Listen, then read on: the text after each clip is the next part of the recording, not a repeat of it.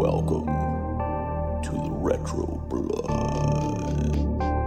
Welcome back, everybody, to the Retro Blood.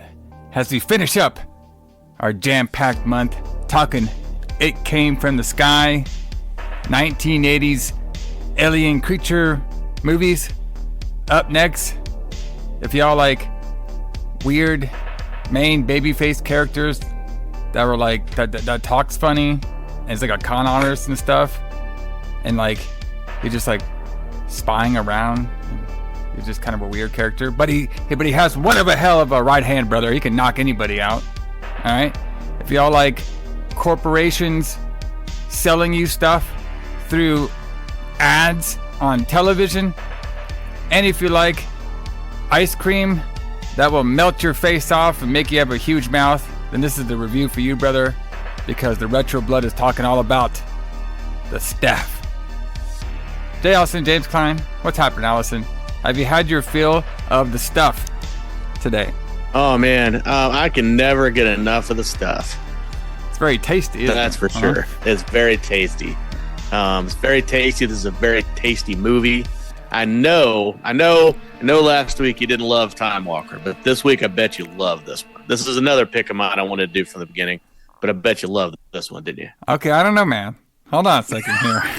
Oh, here we go. Okay. Like, I'm 50-50 on this movie so far. All right, because what it reminded me of was if you take Halloween 3, all right? Yeah, it's a lot like Halloween 3. And you take Reefer Madness and you morph them together. All right, because, you know, kind of. Yeah. Because the thing about the thing I didn't like about it, which actually what it got criticized for by what is it, New Line, whoever released it, I think it's New World, New Line, something like that. New World, Roger Corman's movie. Same people that made Time Walker last week. Exactly, yes. They had the same criticisms that I have, that there was too much comedy in it. Yeah, right. It is or like supposed comedy. Right? I thought this movie was really fucking funny. Like especially the end of it. I thought like Paul Sorvino, this is the best role Paul Sorvino ever had. I mean, he's fucking great in this. Yeah, the soldier guy, right? Yeah, he played Colonel Spears. Yeah, Spears. That was a weird character, and you cannot do his character nowadays, too. Like, there was a couple... No, you couldn't do that nowadays. There was a couple innuendos in there. I'm like, wait, what? What are we talking about here? Okay. We'll get to it. That's going to be a very interesting character to talk about, and he came out of nowhere. Yeah. All right? So, like I said, I'm 50-50. My 50% of, like, obscure, like, out there movie, I loved it. You know what I mean? Like, I thought it was a very, like, it seemed like like I said, it seemed like the pace of it was kind of like Halloween 3, where we have our boy in here, David. He's like Tom Atkins, all right? Where he's he's like the main guy, and like you could tell like he's like kind of like a semi-badass character. You know, he picks up a girl, no problem, and he tries to save the world from this like devastating, disaster. So it's very similar in those kind of aspects to Halloween 3. But then they pushed the agenda on this movie, where like we're talking about like fast food or too much consumption of this commercialism is bad for you, and it's gonna rot your mind and make you to zombies and stuff.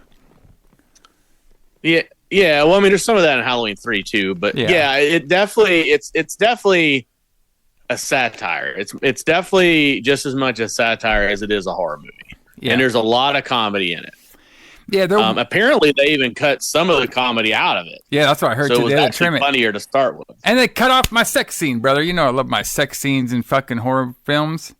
Apparently they're supposed to be. And they just, I was about to say, you can tell they just cut that shit out. Like it's about to happen, and then it just switches to another scene. Yeah, it just switches to them laying in bed. All right? Yeah. Come on, brother. Put it in the budget. All right? Just imagine them getting at it. Man, that would have been perfect. They're like getting at it, right? And then they get attacked by the stuff. Like all naked and shit. That would have been fucking awesome. Okay? But, we'll do the full breakdown over here like we do every Retro Blood. But, there was a lot of fun aspects to this movie, but my recommendation it was kind of like how the New World was. I was like, I wanted a little bit more horror to it, because at least in Halloween 3, some stuff was obviously campy in that movie as well too. But I felt like the tone of it was a little better for that style of movie. It was a little more creepier, and I think they could have made the stuff. For sure. I think they could have actually done the stuff. Instead of making like really like kind of like out there comedy wise. I get what he was going for. But I feel like if it was a little bit more like semi-serious, it could have been a pretty creepy movie. Because the concept is really fascinating, and the actual stuff was actually kind of creepy itself, too. Yeah. So did you know about, I mean, obviously you did know because you talked about it, but like how much did you know about this movie before we decided to watch it? I knew zero about the movie. He knew nothing. Okay. Nothing. The only thing I knew was the poster. Oh, right. Okay. Because I remember when this movie came out, like I remember seeing this movie, the trailers for this movie on television, and it coming out in theaters. But I didn't see it obviously till much later. But this is one of those movies that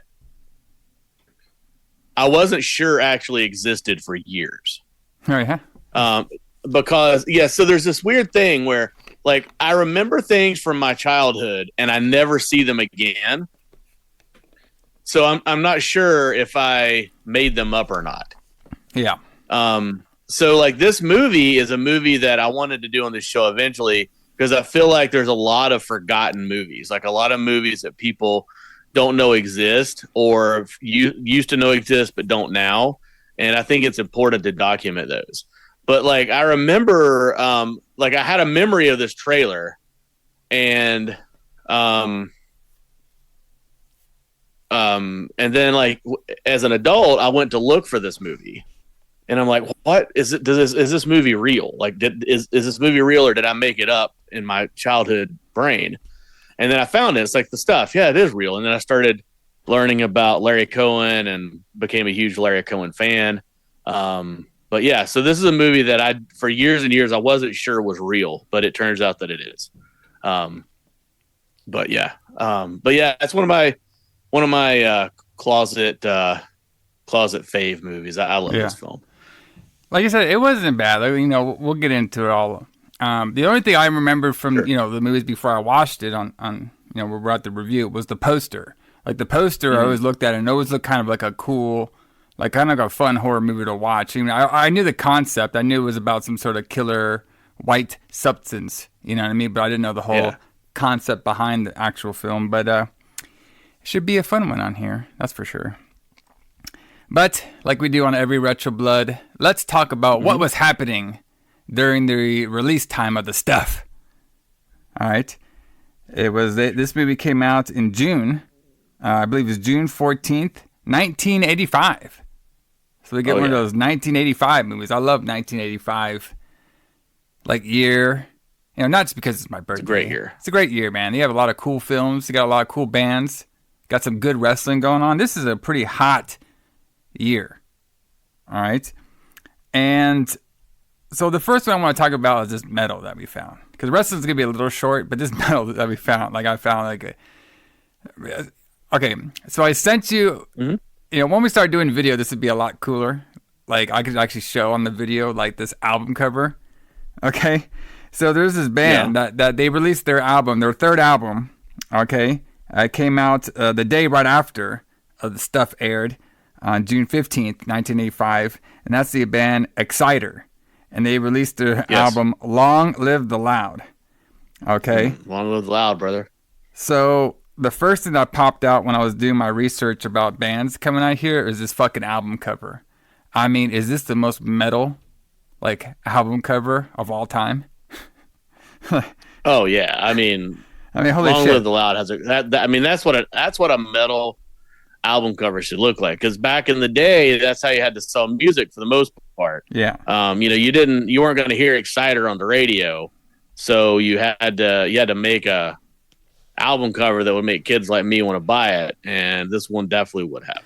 Like, I know it wasn't a thing in 1985, but this looks like if I went on my AI machine and I was like, all right, get me some sort of power metal thrash destroyer band, All right, like half of this shit would come up. We got some naked chick on here, grabbing on this warlock's throat, but then like you can't even see her hand, and her hand's like super long for some reason, and then her hand like just disappears in his cape. That's why I thought it was like an AI image, because they can't do hands right.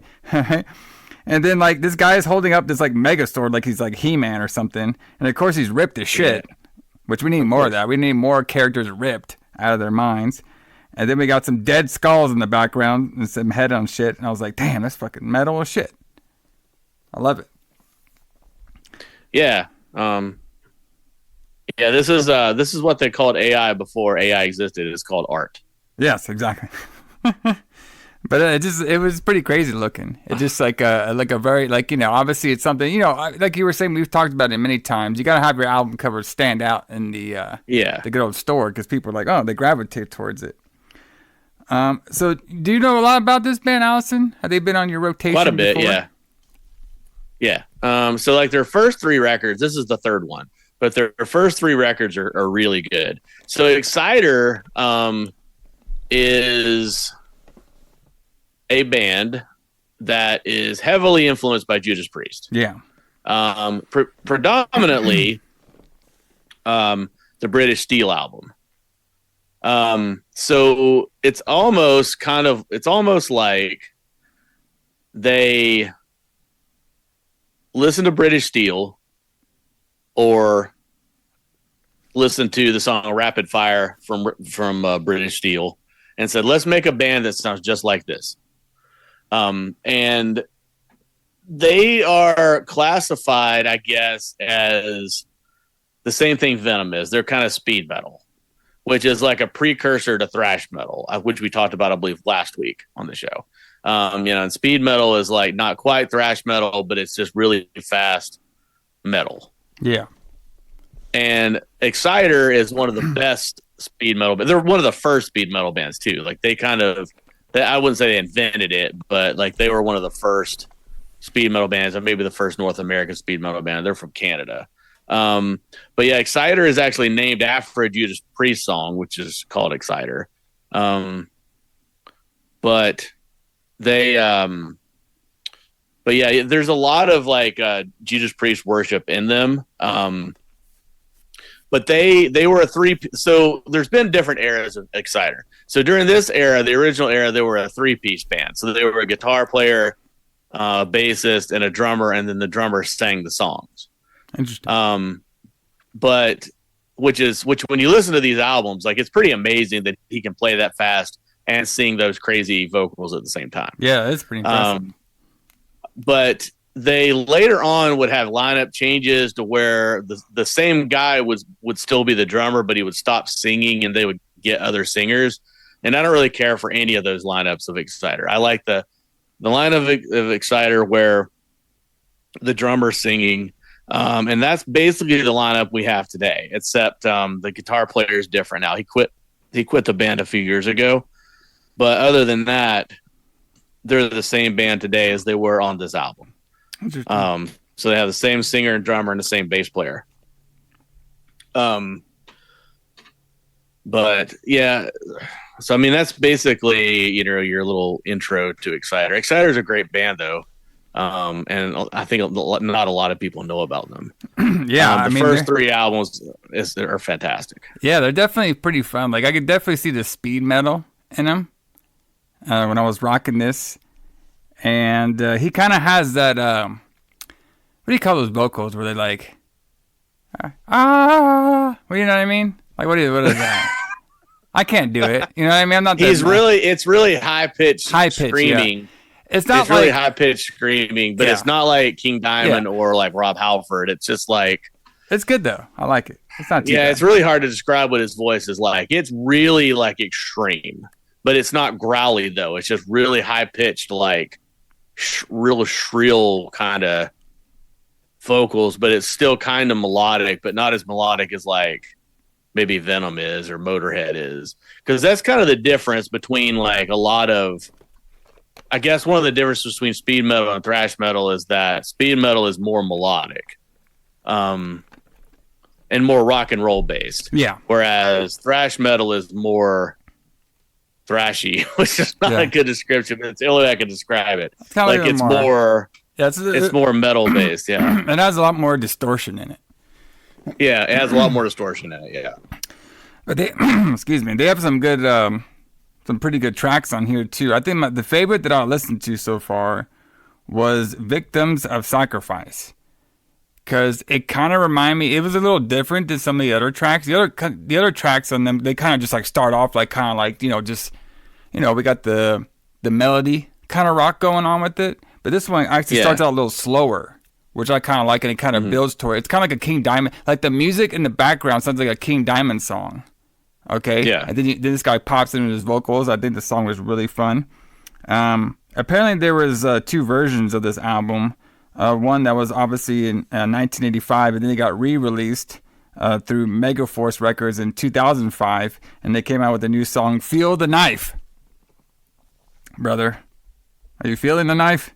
Feel it. Oh, wow. I haven't heard that. So this is new.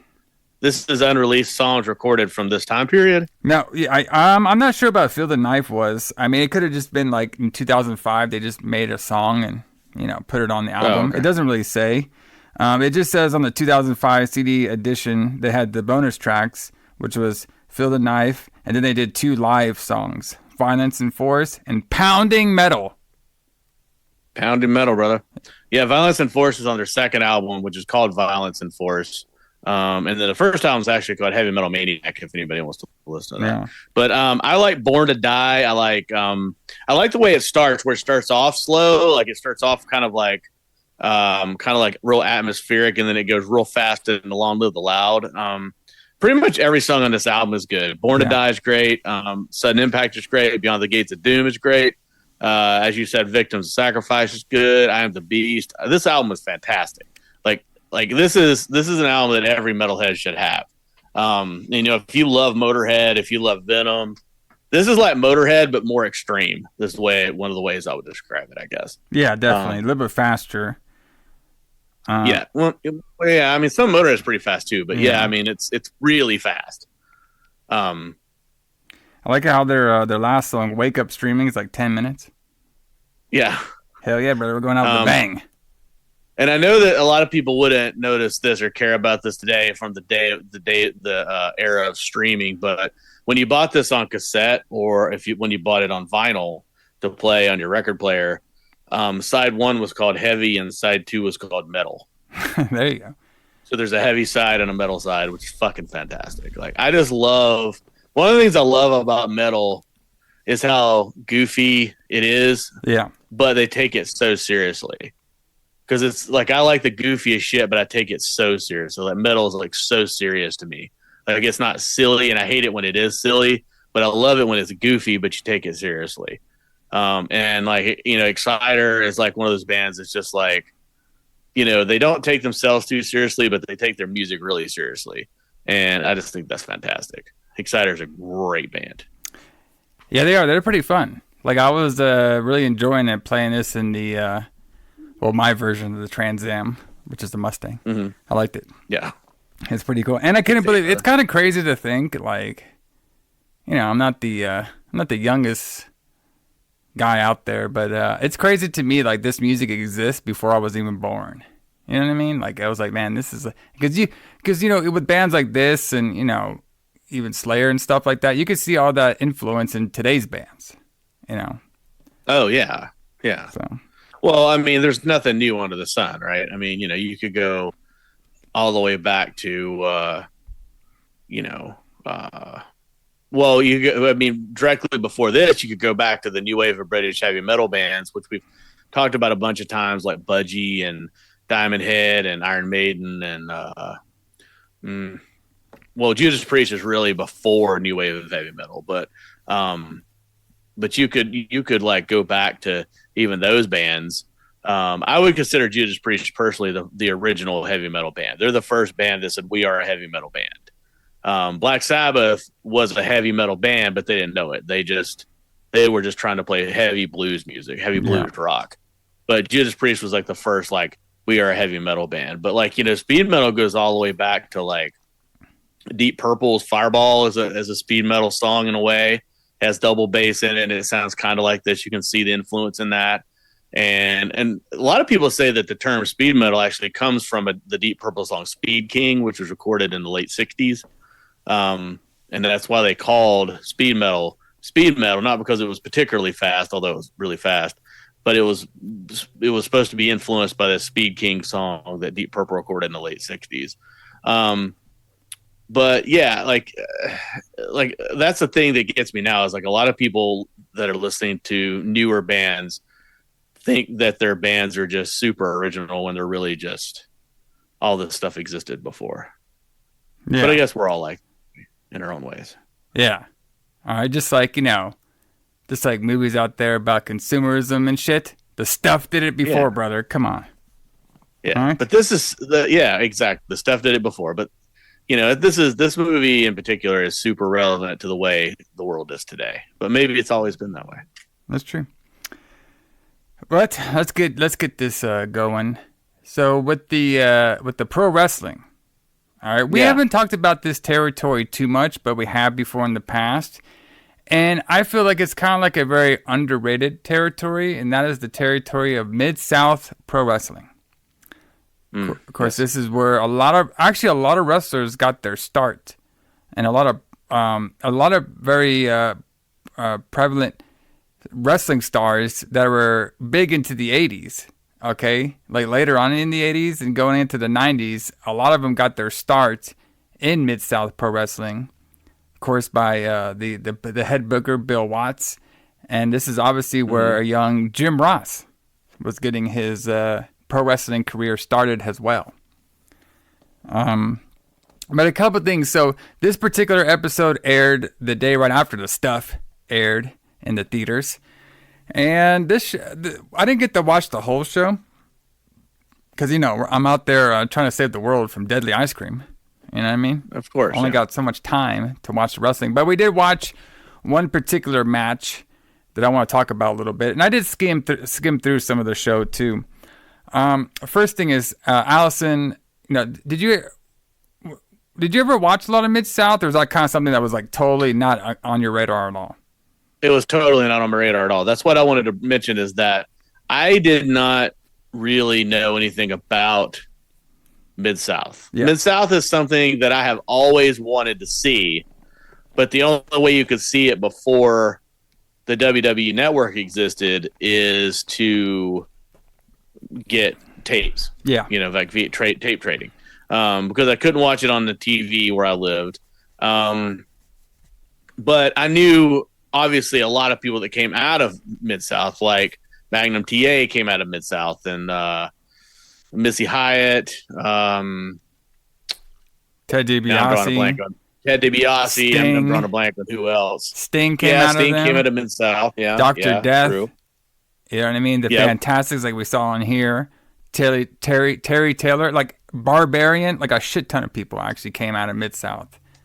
And weren't the Freebirds there for a while? Although I think of them coming out of Texas, but I think they might have like done like a stop by, right? But I don't think they were like formed there. But they definitely probably wrestled there before. But yeah, I was kind of like you. Like I didn't really know too much about Mid-South either. Like the only times I would hear about Mid-South before watching the WWE released documentary that they did about it was obviously Jim Ross would talk about it. We would hear Jim Ross bring up like Junkyard Dog, who was like their big star in Mid-South. A young Ted DiBiase. He was like actually one of their big stars in Mid-South as well too. I would hear like I knew they came from that territory, but I didn't know anything about it.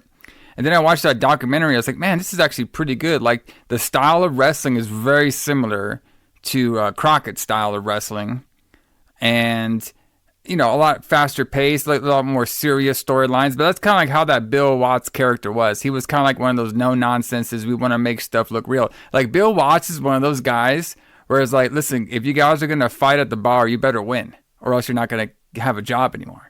All right, so you want to make like everybody a tough guy. Yeah, you know what I mean? Yeah, you gotta really be tough. Yeah, even though wrestling is fake, it's got to be real. Exactly. But I did watch that angle they did where the Junkyard Dog was supposed to be blind. Yeah, the one they talk about in the Territories documentary. I did watch a lot of that, and then I watched I love Junkyard Dog, so I watched a lot of his stuff. And then the one where he was supposed to be fired from Mid-South, but then he came back under a mask. Yeah. Which was fantastic. Obviously, it was not Dog, right? It was somebody else. Yeah. But yeah, Mid-South has had some really good wrestling, and I need really to get more into that. Yeah, honestly. they got a couple episodes on the Peacock, the Cock brother. Yep. So I'm thinking about, like, when a movie aligns, maybe I'll set some more time to actually watch the full show and give everybody a good recap on there. But this one was pretty cool. This one aired June 15th, 1985. And, obviously we have Jim Ross on commentary. I didn't catch the other guy's name, but boy, he looked like he was a fish out of water, this other guy. Okay? But Jim Ross is, like, great on commentary the whole time. I did see a young Barbarian, all right, who was a lot leaner. So the 80s roids didn't hit in yet. Okay? And then... Right. Then the main match I want to talk about is, I believe they're the tag team champions, Dr. Death, Steve Williams, who is a tank. Holy shit, this guy was ginormous. Like, he looked like a brick wall. Oh, yeah. Like, he looked like he can literally run through a brick wall and the brick wall would lose. Okay? I was like, oh, shit. Yeah. Uh-huh. And then they have Ted DiBiase. I love that sit-down powerbomb that he does. Exactly. And then, obviously he kind of made his name in Mid-South, but he would also made his name in Japan as well, too. I remember seeing the first time I ever laid eyes on Dr. Death, apparently, his career was already kind of like winding down a little bit. And that's when he went to the WWF, and they were trying to build him up for, like, they actually were trying to, for a little bit, build him up to be a challenger for Steve Austin. After Steve Austin won the belt, because they needed some more challengers, and they wanted to build up Steve Williams to face Austin. But the problem is the brawl for all happened, and he got knocked out by Bart Gunn, and that kind of just killed his career at WWF. Very fascinating. Yeah, which stuff. Is ironic because Bart Gunn's career was basically ruined because he got knocked out by Butterbean. I think everybody's carear was basically ruined from the brawl for all, except Bradshaw. Except for Bradshaw, yeah, even he got knocked out there too, but he still survived. That's it. If you watch, I always promote this show because I love it. Dark Side of the Ring. They actually do a whole episode of Brawl for All, and it's pretty good. You get figure out some insights and why it's such a bad idea. But this match is good because you have those two big. We have Ted DiBiase, more of the technician. We got Steve Williams at the powerhouse versus a very young Fantastics. I was like, oh, shit. Because, I know the Fantastics from Crockett. All right? Yes. But this is like the younger version of him. And they're a great babyface team. You know what I mean? Mm-hmm. So the match is really good. Back and forth, a lot of holds. They're trying to outdo Dr. Death's power. But eventually, Dr. Death just knocks him out. And they take him for a pin. Very fast match. Very heated match. The crowd loved it and everything. So, for like a 15-minute match on television, I thought it was pretty fun. Very old school, traditional tag style match. Very hard hitting. I like this. The psychology of the match is really good because, when they were in there with Steve, Dr. Death, they had to be a little more cautious. Because he's such a big, powerful guy. So you got to be they were doing little things in the match that, trying to, reverse his power. And then when Ted DiBiase was in there, they can kind of do a little bit more back and forth and stuff. So very, very cool style match over here. But I think one of my favorite things about Mid-South, and this is just like a personal thing, their intro song to their TV is so catchy. It's like, down now. Oh yeah, it's very fun. It's like a very catchy 80s synthesized theme and shit. I wonder who wrote all those themes, like the Midnight Express theme. I wonder who wrote that. That's all that cool synthesizer stuff. That was kind of really of its time. Really, people were starting to get into synthesizer music a lot. Yeah. We need more of that shit, brother. Where is it at? Yeah, right. The FTR's intro. Yeah. Yeah. More people need to come out to shit like that. Fun stuff, everybody. Check it out. We'll be talking more about Mid-South probably down the road. But let's get into who booked this shit, brother, on the stuff. This is gonna be great. Whole lot of stuff to talk about on the stuff. So obviously, it was written and directed by this Larry Cohen guy. It seems like you know a little bit more about him, Allison. What's he? Who did he ever beat? Who did he ever beat? He beat a lot of people, man. He was a writer originally, and then he became a director. He came up writing a lot of like blaxploitation movies in the early 70s. Like he wrote Bone and Hell Up in Harlem. Then when he started he directed Hell Up in Harlem too. But when he started kind of making horror movies, when he started making, he made It's Alive. I don't know if you've ever seen that movie. It won an award. But It's Alive is a great movie about a mother who has a baby who's kind of mutated by this chemical. A lot of his movies are really topical. They like have a point. And a lot of them don't, but some of them do. Like It's Alive does, The Stuff does.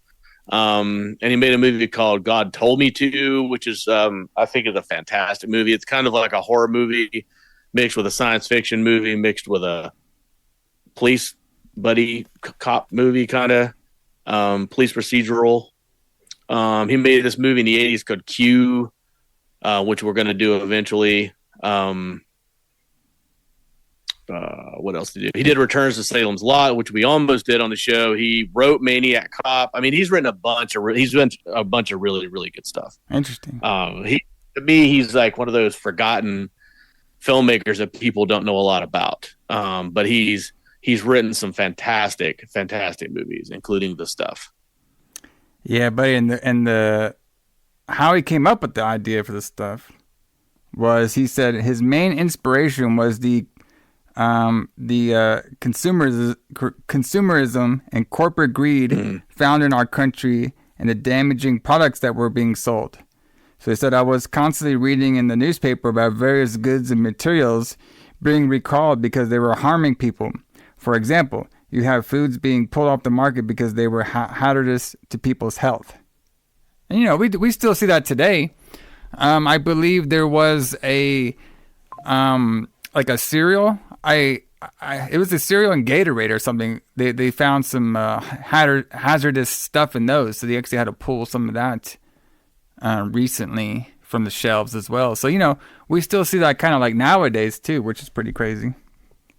Yeah, I mean, and also like during this time, that kind of thing was pretty topical because there was like in the middle of the movie. I don't know if you caught this or are familiar, but they mentioned Ralph Nader. The Nader?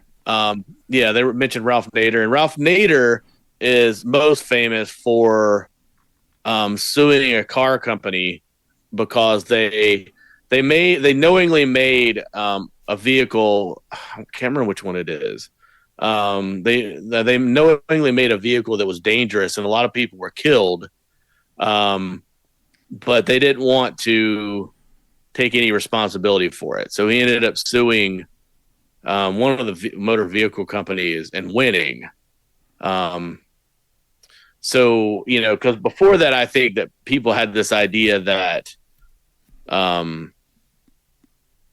that people were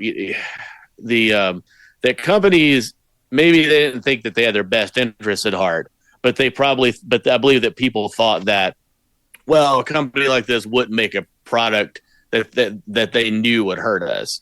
And then Nader, he wrote a book called Unsafe at Any Speed, and then he ended up suing General Motors about the one of their cars that killed people. I can't remember the details because I'm doing this off the top of my head. But yeah, so that kind of stuff was in the news at the time, and I could see how he could take that and mix that with just blatant consumerism and then make the stuff about it. But you see shit like this today, right? I mean, TikTok does this today. Like, you know, you'll see something on TikTok, and then tomorrow there'll be like 10 million teenage girls that'll either buy it or listen to it or whatever. Like it happened with Ghost, and it happened with the Deftones. Like none of these kids knew the fuck the Deftones were until one of their songs was in a some girl's TikTok video, and then every like 18-year-old girl is all of a sudden a Deftones fan. But like it just happens, and that's kind of what the stuff was influenced by. Is like people who are maybe they don't even want this, but they're just compelled to buy it because everybody else is doing it. Kind of thing. And we see a lot of that in this film too, especially when it comes to the marketing and the commercial aspect of the stuff as well too. Another influence is obviously, junk food, obviously. The massive amounts of junk food that's consumed daily by customers, that could be, obviously these foods are not the best. They could be killing people. And then he said, like, that's when I was starting to think about the stuff. It could be an imaginary product, in this case, an ice cream dessert that is being consumed by millions and is doing damage to humanity. And everybody's just gobbling down this yummy food. So how can it possibly be wrong for us? Because it tastes so good. So and it's 0 calories. Yeah, exactly. Come on now. I mean, to be honest with you, I probably would have got the stuff. You know what I mean? Because I do have a sweet tooth, and that shit did say 0 calorie. Boom! I would have been fucking. I'd be like one of them. I don't know if there's. I guess they were kind of zombies. I would have been like the dad on this. Just yelling at your one kid, "Eat this shit, brother!" All right. There's zombies in the aspect of like they're just being. They don't have a will of their own. They're controlled by the fact that everybody else is doing the shit. So, And then like it's very interesting. But like when the stuff gets out of your mouth, like I thought that part was really cool. When the huge mouths and stuff, and it would just jump on out of there. Oh yeah, sure. It's creepy as shit. So when it stretches their faces out. So let's talk a little about some of the casting. Which is always fun. Oh, yes. So Cohen, he imagine this, everybody. Speaking of a wrestling tie-in. So Cohen, he originally wanted to cast Chocolate Chip Charlie. All right. He originally wanted to have Arsenio Hall play the character. Yes. Because he was like a nice, rising star at the time. And of course, Arsenio Hall would later on go host his talk show that had many wrestlers on his talk show. I was wondering where that connection was coming from. Yeah, brother. Because I think of Arsenio Hall as like maybe I think of Arsenio Hall from Coming to America. That's what I think of when you say his name. But yeah, he got most famous for his talk show, which I guess had a lot of wrestlers on it. I never really watched. You never seen him with those wrestlers on there, bro? No, I mean I've seen the show and I know what it is, but I didn't really watch it. So but they got Garrett Morris, which is better. Garrett Morris is fucking hilarious. Yeah, he was from Saturday Night Live, the original Saturday Night Live cast. Yes, and where I know him from is the Jamie Foxx show. That's right, brother. That's how much of a '90s guy I am. He was great on that show. I didn't even know he was on that. He was on there, brother. I love this. Those like Jamie Foxx show, Martin stuff. I was like huge into that when I was a youngster. Mm-hmm. It's my UPN influence. But yeah, he's on there, and I was like, man, I saw him on there. I was like, oh shit, I never seen this guy young before. But yeah, he was.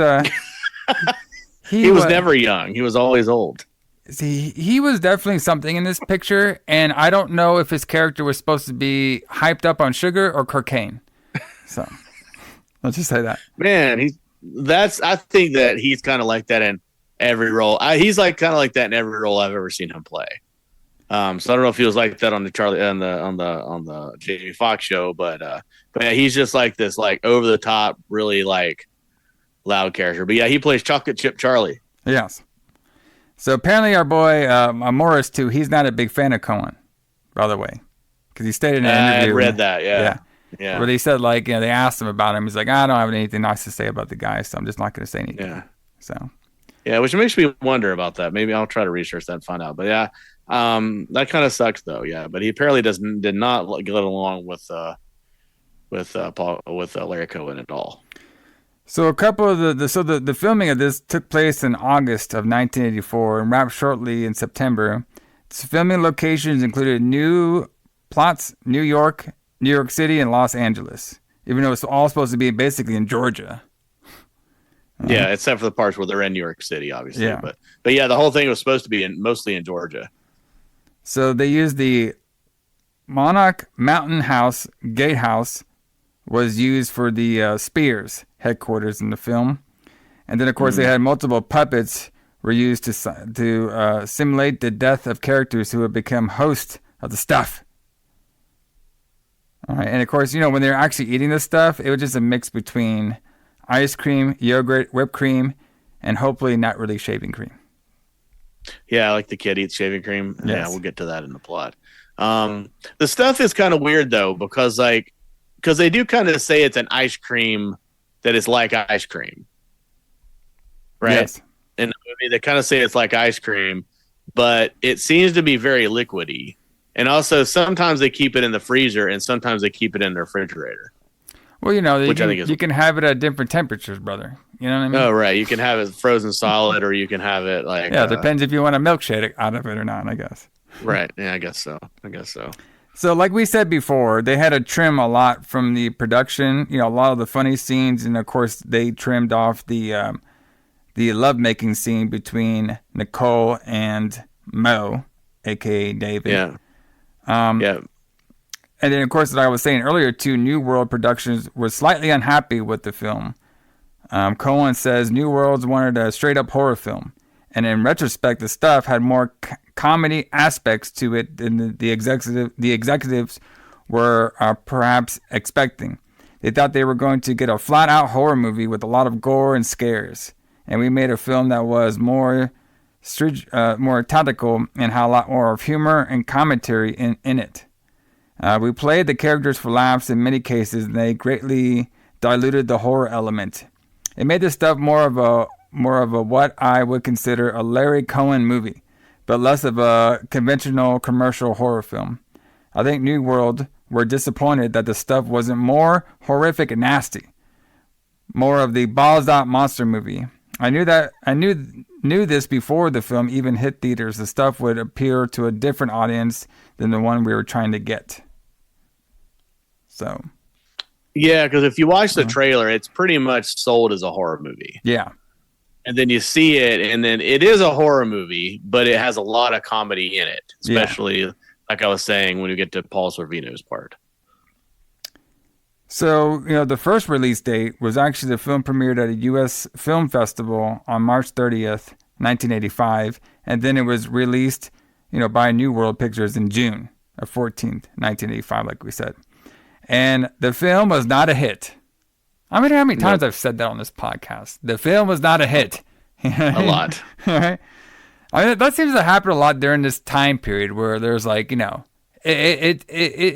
like it's kind of like the initial shock. Maybe people are just like, "What the hell is this? It's so wacky and out there." But then the more time that you think about it, watch it again, get it on home video and stuff, the more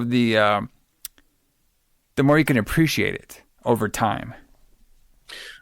Yeah, I think though that this is another one of those movies that would look better if you weren't watching it in HD, in high definition or ultra HD, because there's some terrible, not flaws, but there's some things that look pretty bad in it when you're watching it in a really, really high resolution. Yeah, a lot of weird shots and people in the shots and stuff. Like the green screen and all the green screen at the end of it, which we'll talk about when we get there. But so I'm going to ask you some questions about how some of that stuff was made and that you may or may not know, but we'll get there. So Cohen feels that the film was hurt by the fact that it was sold as a horror film when it was basically a comedy style movie. Cohen stated that the day the stuff, check this one out. The day the stuff opened in New York, a hurricane hit and the newspapers were not delivered. Of course, we had received all these great reviews, but it didn't matter because nobody ever got to read a single word of them. She's blaming the good reviews on the storms. Right. So they did get a bunch of good reviews, apparently. Well, he could just be kidding. He could be kidding, yes. Yeah. So last thing I want to talk about before we get into the movie is the copyright dispute. I thought was kind of interesting because I never heard of this before. So apparently the company effects associated were hired by Cohen to supply some of the special effects shots. When the shots were delivered, Cohen was not satisfied with the shots exploding, the shots of the exploding buildings. All right, I wonder why. That didn't look that bad.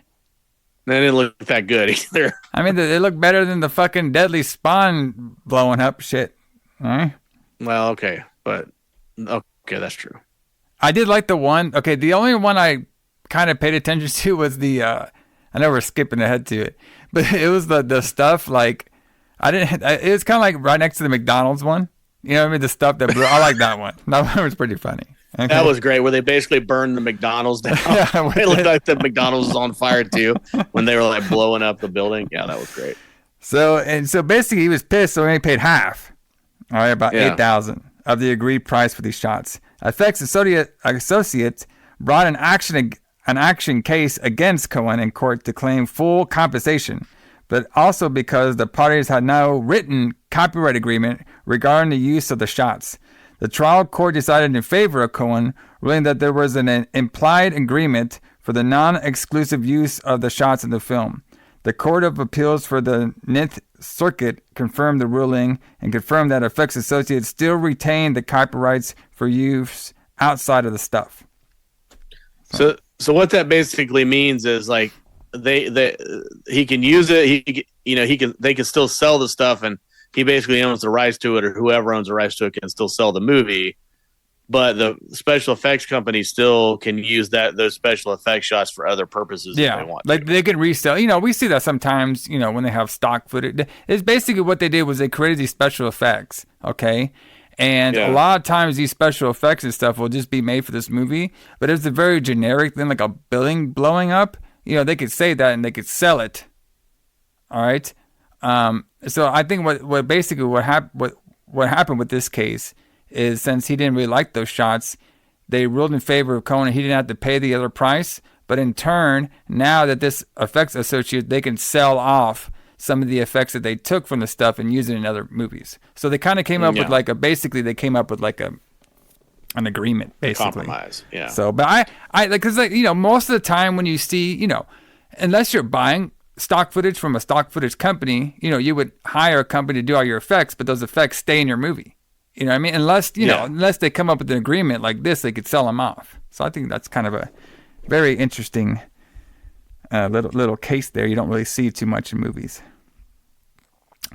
But speaking of what you don't really see in movies, let's get into the full thing of the stuff. The stuff.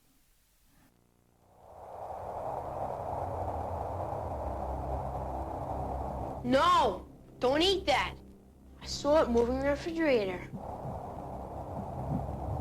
Here, Jason, take some. There is something alive in there. They're good for us, Jason. They kill the bad things inside us. Must be a side effect of eating too much dessert.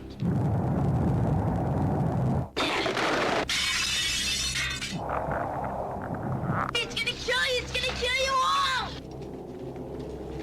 Hey, wait. We are not alone. Tonight, America is in grave danger. So are you prepared to say on the air that you've actually seen people devoured by the stuff? Oh, hell yes. And what's worse, I've seen what's left of them when the stuff gets through and comes back out.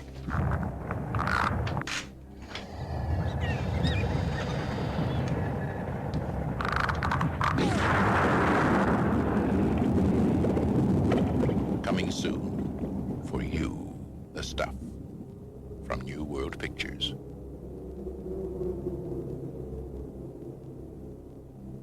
Okay, so you know how movies will have a dark screen, or we'll slowly get into the no, not this one, brother. We just see some guy out there in the fucking snow or something, surrounded by a bunch of white stuff, and he's just eating the. They didn't even see why he was eating the ground. He's just eating it. Well, okay, so. Harry. That's a question that I ask myself. So this is supposedly the guy that's discovering the stuff, right? Yeah, Harry. Bubbling up out of the ground. But he sees his wife's stuff bubbling up out of the ground in his quarry, and he decides to eat it. Yeah. I mean, I guess that's what Turns you out do, it right? tastes really good. I guess so. At first, I was thinking, is this some sort of Willy Wonka shit going on here? All right. All right. So he's eating this stuff out of the ground. He's like, man, this is really good. It's really tasty. And everybody's getting on to him. It's like, hey, you pissed it in the snow and everything. And they're like these Georgia workers. And then this other guy comes over there. He's like, Harry, what are you doing, man? Why are you eating snow? He's like, it's not snow. It just tastes different. You got to taste it. He's like, I don't eat snow. And then I don't eat snow. They eventually eat it, and they're like, oh, yeah, this does taste good. And then Harry has the idea. He's like, man, there's so much coming out of here. We could probably sell it to people. Mm-hmm. And then we cut to a young Jason. And I don't think this is the Jason that would dominate horror movies, but maybe we're seeing a young Jason origin story from Friday the 13th. Maybe no. Okay, no. Maybe no. Could be. So we see a young Jason. All right, no hockey mask, no nothing. Okay, He's walking down the stairs, and he's like kids do. He can't sleep or nothing. He wants to get his little snack. So he goes into the refrigerator. He sees the stuff. The stuff's already been sold apparently. And he sees it all spilled. This is where we get all the credits and shit. Open up the film with just him walking down the fucking stairs. He sees this stuff. It pours over and it starts moving. And he starts freaking out. And then the dad comes. And then this dad is just an asshole. Hey, what are you doing? I thought you were a robber. I was like, you don't got no fucking... They don't have alarms in 1985? Like, what the fuck? All right. He's like, right. You got to stop...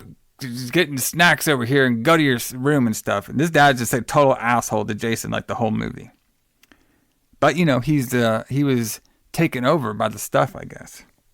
So, and then we get the one of many commercials, which I actually thought there was a very great. Yeah. This is a very. I actually like this part of the story where they found the substance, okay, and. We never see Harry or none of those guys again, so I don't know what the fuck happened to them. And then, we do meet the some of the higher up suits that now control the stuff, and then they're the ones that do mass marketing for it. So they found this product, and now, they have already mass marketed it, and it's already like a very popular dessert item for a lot of people. And actually, it's more than dessert for a lot of people as well too. And so we get this girl saying, all right, the stuff, it's better than ice cream. And the tagline is, Allison and everybody, enough is never enough. Nope. Kind of reminds me of Owen Hart. Enough is enough, and it's time for a change. All right. Buff is the stuff. So now we're on a boat. All right, and we have all these executives, guys. Yacht. We got little yachts. Yeah, all these executives are out on a yacht. Yes, and they're talking about basically they want to know what's going on with this stuff because the stuff is taking over the market when it comes to like dessert and all that stuff, and they're kind of like they want to know what the recipe is. All right, so they can copy it. All right, but they can't find the recipe. Because it's blocked by the Food and Drug Administration. All right? Mm-hmm. Because they put like a patent on it. And we find out later they basically use the same kind of patent that Coca-Cola uses. So they can't for their syrup, yeah. Yeah, for the syrup and stuff. But basically, the main head of this corporation, he is now hiring a spy, a former FBI agent. Yeah. This guy named Mo.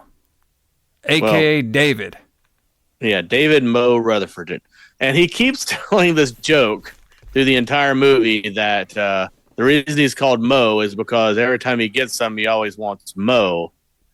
But they never, explain that at all. No. That doesn't seem to be necessarily part of his personality or anything like that. It's just really strange. It's just really strange joke that's in it it never comes to any kind of climax at all. So I'm not sure about this Mo guy. All right, he's supposed to be like the baby face, I guess, of the story, or like the kind of. I mean, I get shades of gray. You can't have everybody be all like a straight up nice dude and stuff. But I don't know, man, this guy was really interesting. He seemed very shady. He seemed like one of those scam artist type of guy. Well, he is shady. He's an industrial saboteur. Because remember later on when he's talking to Andrea or whatever the girl's name is, he was like, he just kind of offhand says, well, he's like, I don't really get paid a lot. It's up when I blackmail people. Yeah, there you go. But yeah, he's played by Michael Moriarty, who's a great actor, and has done a lot of famous things. He's also in a lot of Larry Cohen movies. He's in Q and a couple others. Yeah, he's actually won a ton of rewards before too. Yeah. So he's there, and basically what he did was, they're kind of trying him out and hiring him and stuff, but they all don't really like him, and he knows that too because he tapped the guy's phone and saying he doesn't really trust this guy because the David character got kicked out of the FBI, so they're kind of like, why did he get kicked out of the FBI and everything? Basically for doing shady stuff. So he basically kind of like blackmails him a little bit, and he's all like, I'll dig into to find what you need from the Stuff Corporation, as long as you give me that check. And they give him a check, and then the FBI guy he was talking to basically punches him. All right, so we first see that not only is David, he's very cunning, you know what I mean? He's very sarcastic. All right, it's kind of an asshole, but he also packs one hell of a punch, brother. All right. Yep. So he goes and he's going to the Food and Drug Administration, and he basically wants to find people from it. But a lot of people that were on the Food and Drug Administration have left. They're either retired or they're missing. So it's kind of hard for him to trace some of it down. He tried to go to this. He tried to ask this. This person, but the person says, we can't really study the stuff because the patent that's on it. And the other way to get the patent off of it is to go to find one of these food and drug guys. So then we cut to the. So this marketing is very interesting. Okay, so if you have a fancy new dessert item, would you? Also, I'm going to ask you, a commercial, would you, maybe have a family setting where all the families, after they have a meal, they would eat their ice cream and, have a good time, maybe do some roller skating, and then eat some of your ice cream? Or would you have a bunch of runway models, halfway naked, brother? Ding, ding, ding. Fucking telling you how great the stuff is. Yep. Boobs sell things. There you go, brother. Let's have more boobs. So we're seeing the whole the girl. Her name is Nicole, by the way. That's the main girl. Nicole, yes. Yes. And she's basically like the head of the marketing. She's basically the head of the directing of the whole marketing stuff for the stuff. She's the one that helps create all the commercials. So Mo comes in there. He shuts it all down. I don't even know how. I guess he has a very commanding. I don't even know how he was able to shut everything down. He just kept talking. He's very charismatic. Yeah, he's very charismatic. Yes. But he tells her that that he's a what does he tell her that he is? He's some big. He doesn't tell her the truth. He's some big agency guy.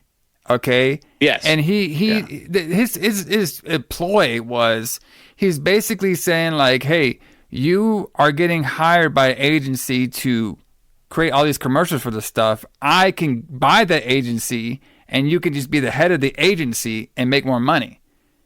All right? He says he's like an oil millionaire or something like that. Yeah. And I got to ask you about this because I don't know, because they become kind of like an item, but he totally just lied to her, about everything. So, of course. But he has that Tom Atkins charisma, brother. They can get away with anything. Yeah, the same thing happened in Halloween 3. He just meets her, and then all of a sudden they're an item. Yeah. Oh man. But the thing is, though, yeah. It's not even like in Halloween 3. This is almost like if somebody were trying to parody Halloween 3. Because remember, they're sitting there talking, and then she says, or he says something like, he asks her out to dinner, and he says, "What's your favorite place to eat?" And she says, "Does your hotel room have room service?" So she's just automatically just talking to him and saying, let's go back to your hotel room. Cause he's already talked about making her the head of the agency now. Right. So now she's going to fuck him because of that. Yeah. And then he's like, my limo's waiting outside. And she's like, my limo's bigger. Yeah. And then they go, I guess, back to the hotel room and fuck. I guess. I have no idea. And I was like, this guy, like out, this. So. I mean, it's just very weird. Okay, so another thing that's weird. So Jason, he is obviously scared of stuff, but his whole family loves it. So they give him shit about it, and then the dad keeps getting him shit, saying like, this guy better go to school. All right, I don't want to hear none of his excuses, and he's just up here gallivanting all night. It's like, man, this guy can't leave it alone, can he? So Jason, he's like super scared of the stuff, the eating the stuff, and so he runs away. And then we cut to a scene later that he basically goes to a one grocery store and starts freaking out and like just like runs mayhem. Everything where he sees stuff, he would knock it out of people. He'd take it off the shelf. He would start falling into things. He does not like the stuff, brother. He was all about it. No, he knows it's alive. He's one of the only people that knows that. So it was just a random scene. I just thought it was funny. Like, this kid is like, I'm going to stop this stuff. I'm going to go to this one local grocery store. And I got it. And he's like knocking everything, knocking all the stuff off the shelves and out of people's hands. Yeah, it's great. So now Mo, he is now, when I say it's going to be Mo or David, I like saying Mo better. Okay. They're the same person, yeah. So now Mo is going to meet Victory, all right, and his dog. So this guy, Victory, he is one of the guys, he's been working like 19 years at the Food and Drug Administration. He's about to retire. And, you know, Mo was asking him, like, okay, you know, what's going on with, what's the name? Victor's? Yeah, played by Danny Aiello, Mr. Vickers. Oh, I said Victory, my bad. Mr. Vickers, okay? He was asking about the stuff and how it was made and everything. And he's like, saying like, hey, you know, you're not really a chemist, are you? He's like, where are all these chemists? He's like, well, all the chemists are like, you know, they're all in Virginia. I thought he said they're all in Virginia. Okay. And, you know, he's going back and forth. It's like, well, you know, I love this stuff though. You know, I mean, the stuff tastes great. Like I eat it and everything all the time. He's like, are you sure? It's like, yeah, me and my dog eat it all the time. And he's like, you know, Moses, you know, with his ways, he's like kind of suspicious about it.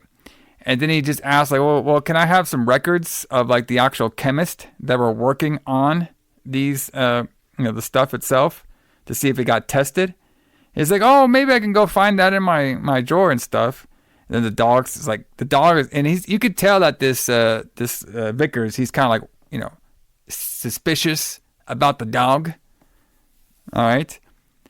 Yeah. And then like Mo goes in there, he's gonna get the dog some food, but he sees like basically the guy's whole house is full of the stuff. And he's all like, oh, this is kind of weird. Yeah, I need to get the fuck out of here. Well, remember he's talking to himself and he says, why is he afraid of you? Talking to the dog. So he kind of gets this feeling that the dog's keeping Vickers captive in some way. Yeah. So he leaves now. All right, he gets on out of there, and then you can see that Vickers is like talking to the dog, saying like, you know, oh, I love this stuff, I love eating it, it's all good, I'm gonna go get you some. So now Mo goes. And it's also, I was gonna say, it's also weird that he gives him a file with paperwork in it. Yeah. Which he doesn't give him a copy of it; he just gives him the originals. Yeah. It says bring it back sometime.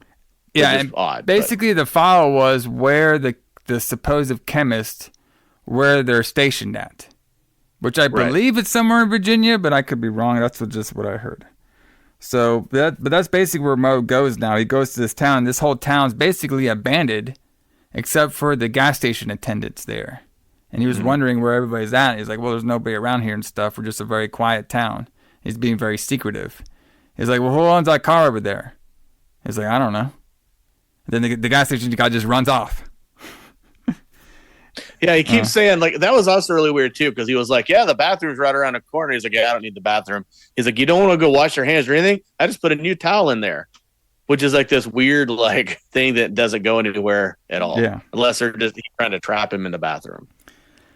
And then during this, we see that, I guess, the dog was not happy with Vickers giving Mo the files.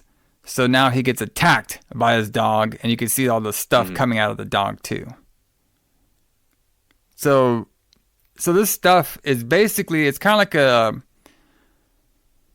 it's kind of like an organism, but it can make you like do things or think things as well too. Yeah, it's like a parasite that controls your body. Yeah, but it has it's weird though because I guess it knows if it's in danger or something. Yeah. So it's very interesting. We actually don't get a lot of they don't really like talk too much about the actual like substance itself, about where it is or where it came from. So I mean that's kind of cool in a way because it kind of leaves it up to like a mystery. But this did kind of remind me a little bit of the parasite that's on the Last of Us. You know what I mean? And obviously, it doesn't turn you into those creatures of The Last of Us, but it's like you could tell that you can kind of make something out of that if they wanted to. Oh, yeah. They do kind of say at some points that it's from outer space. Yeah. But they don't really explain what it is, ever. Yeah, boy. It's from, it's from Jupiter. All right? Who knows? Sure. I think it's from Uranus. Well, maybe it is, brother. All right? So mine, okay. So now Mo is walking around, and then he gets attacked by Chocolate Chip Charlie. Yes. And who's apparently a kung fu expert. Yes. Well, he kept saying that the only weapon he needs is his hands because they're classified as deadly weapons. Yeah. All right. So Chocolate Chip Charlie's story is basically he had his own chocolate factory or something. And when the stuff came in, they were taking over everything. And his partners eventually sold the business and sold them out. And he came to this place where they're all supposed to be to find them, but he can't find anybody. And then him and Mo basically start working together because they're there for the same reason. So then they started talking to the store clerk, and they wanted to see if anybody's in town, if the mail's in here and everything. And the store clerk's like, I'm just a small town, man. I don't know anything about anything.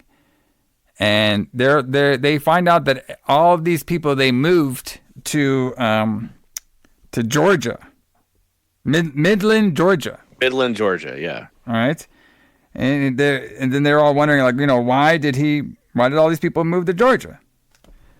All right. And the guy's like, oh, I don't know, man. I'm sick. I'm going to go in the other room. And then they start talking a little bit.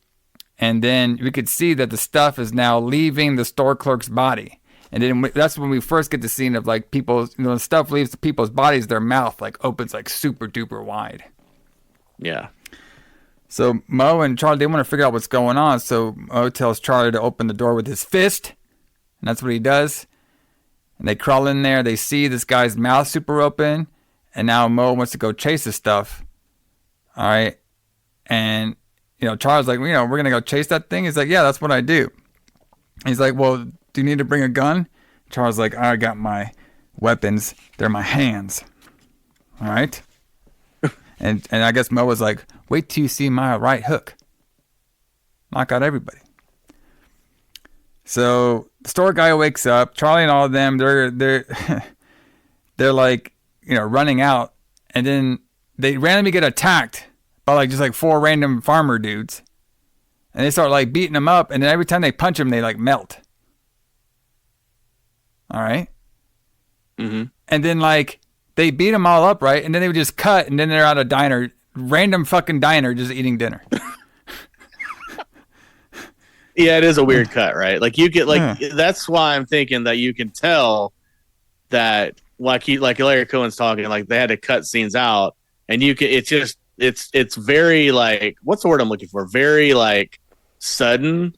There's just very sudden cuts. It's just they just went in with scissors and cut two cuts in the movie and cut out parts of it. And yeah, because they're barely even talking about what the fuck. They just killed the 4 dudes randomly. Yeah. Right? Yeah. And then all of a sudden they're in a diner. Yeah.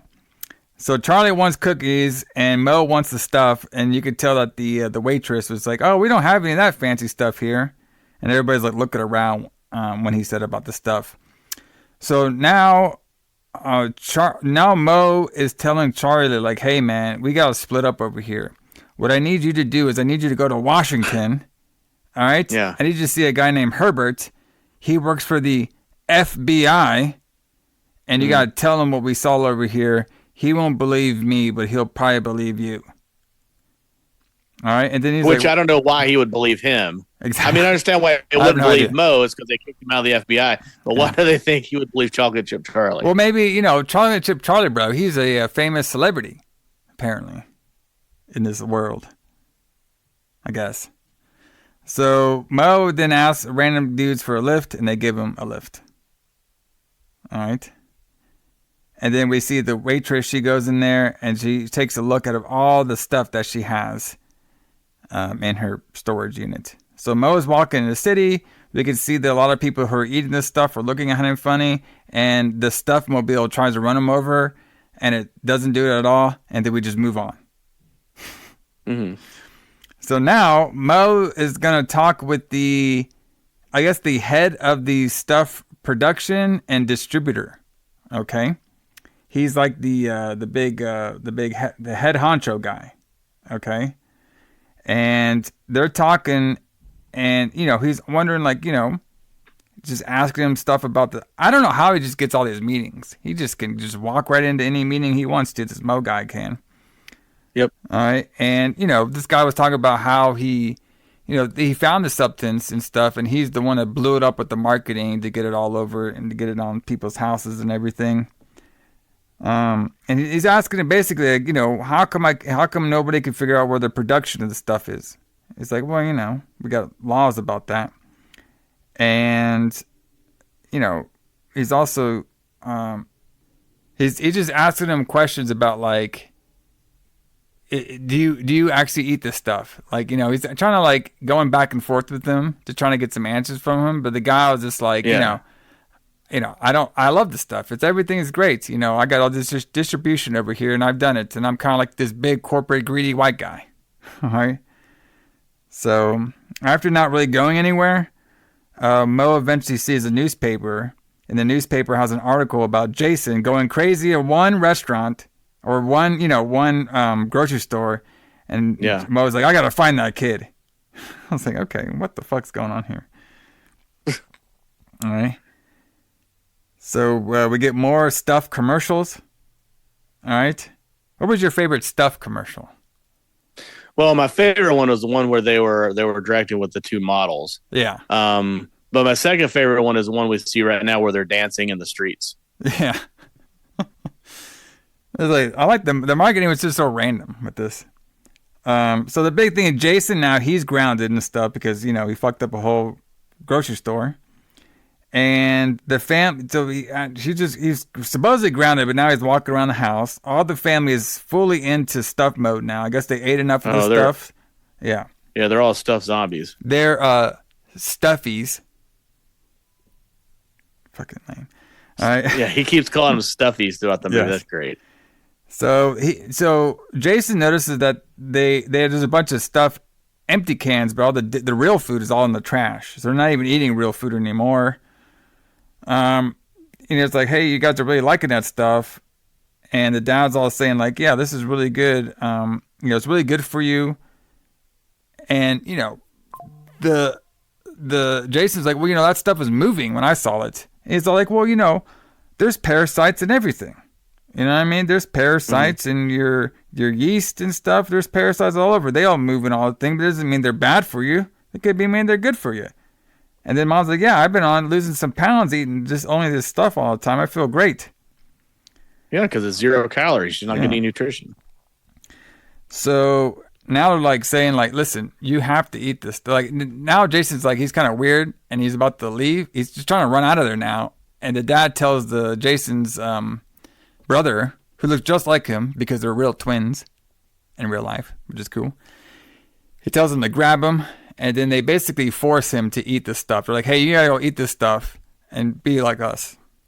And he's like, okay, well, I'll eat it and stuff. And he takes the stuff up to his bedroom and he doesn't eat it. And he flushes it down the toilet and it grows a little bit while he does it. And then he fakes eating the stuff in front of his parents. All right. But he's really just eating shaving cream. Oh, there's a smart kid over here. And of course, the dad doesn't believe him. No, he still suspects, but now he can pretend to be zombified or a stuffy. Yeah, but it doesn't work though, because the dad. But that was kind of cool though when you could see the stuff coming up out of the toilet like right before he flushed it. That looked really cool. Yeah, it was very interesting. This like some parts of the stuff remind me of something that would happen in like Willy Wonka land. You know what I mean? Like I get like this big kinda. Fucking white shit all over. So now he's like all, kind of freaked out, you know what I mean, about the whole stuff and everything. And now he's trying to run away from his parents, okay?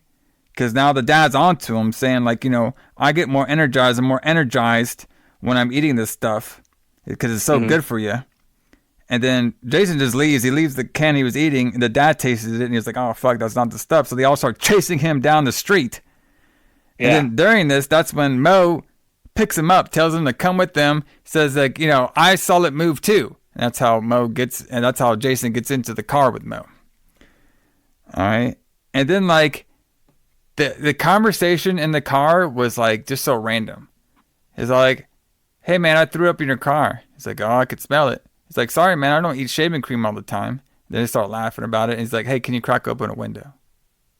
All right. And then I was just totally confused because now he brings Jason along with him, and we have Nicole there, who I don't see in my notes. We haven't seen her since he wowed her with his limo size.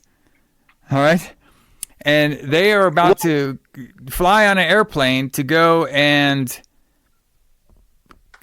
to the stuff main quarters. Well, this is where they go to where the quarry, right, where the stuff was discovered and where they're pumping it out of the ground. Yes. Yeah. One thing you'll notice about this movie as you watch it is characters just disappear and then they come back. Yeah. Like, we don't see Chocolate Chip Charlie again until the end of the movie. Yes. Well, he's on a mission to talk to the FBI, which we didn't even know if he got there or not.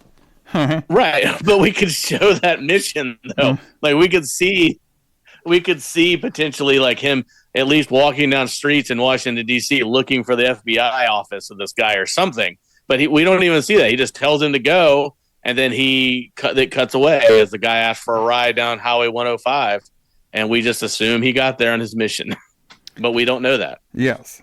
So now Nicole's like, what the hell is this kid? He's like, oh, don't worry about it. Just get on the airplane. She's like, okay, fine.